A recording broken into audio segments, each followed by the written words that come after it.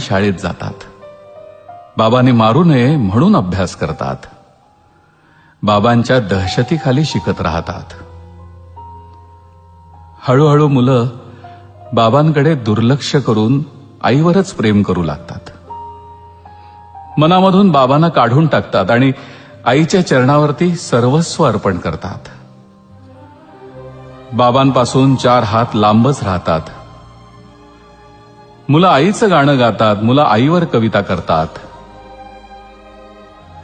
कोणतंच मूल बाबाला दुधावरची साय म्हणत नाही, लंगड्याचा पाय म्हणत नाही, वासराची गाय म्हणत नाही.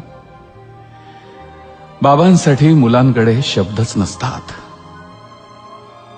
मुलाच्या पायाला ठेच लागली तरी मुलं बापरे म्हणत नाहीत आणि साने गुरुजींनाही श्यामचा बाप दिसत नाही. आई घरात असली की कसं घर भरल्यासारखं वाटतं. बाबा